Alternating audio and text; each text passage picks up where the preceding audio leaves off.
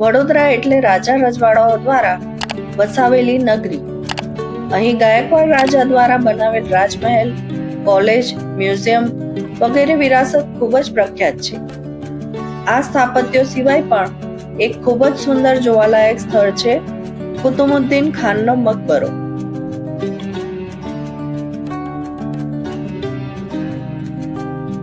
ગાયકવાડ શાસન પહેલા અહીં મુગલ શાસનકાળમાં બનાવેલો મકબરો મુગલ સ્થાપત્ય કલાનો એક અદ્ભુત નમૂનો છે.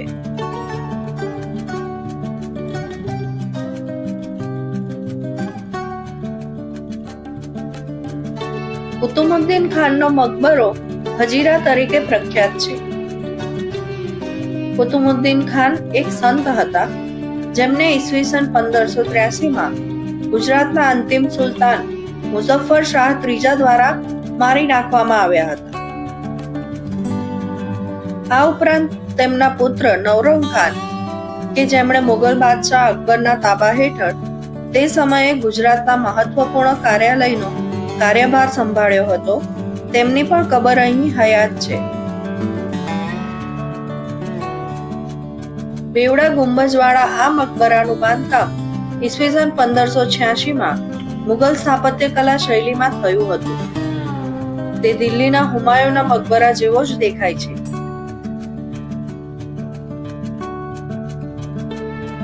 તેને અષ્ટકોણ આકારના એક ઊંચા પ્લેટફોર્મ પર રેતાળ પથ્થર અને ઈંટોનો ઉપયોગ કરીને બાંધવામાં આવ્યો છે, જેની ચારેય દિશાઓમાં નાના નાના દરવાજા છે, જ્યારે દરેક ખૂણામાં 5-5 કમાનોની વ્યવસ્થા છે.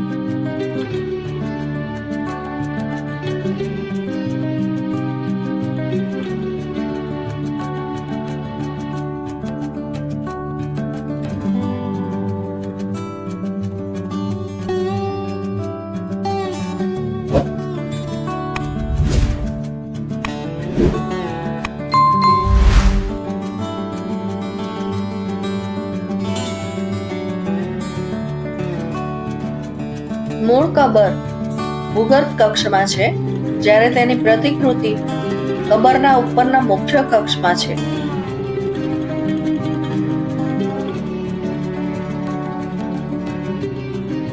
આ સમાધિ બગીચાની વચ્ચે બની હોય તેવું પ્રતીત થાય છે.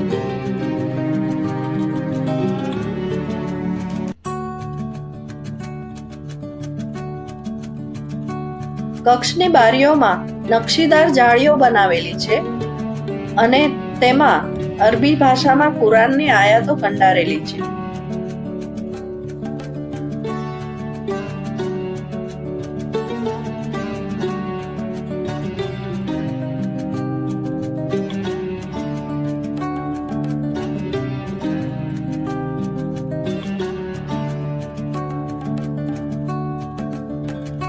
આ મકબરાની પશ્ચિમમાં આધુનિક રસ્તાની સામેની તરફ એક વાવ અથવા પગથિયાવાળો કૂવો છે, જેનો ઉપયોગ કદાચ બગીચાને પાણી પહોંચાડવા માટે થતો હશે તેવું માની શકાય છે.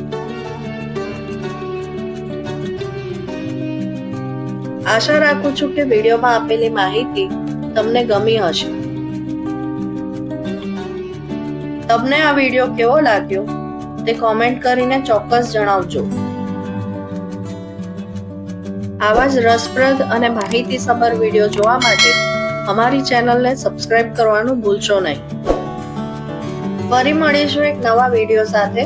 ત્યાં સુધી બાય બાય.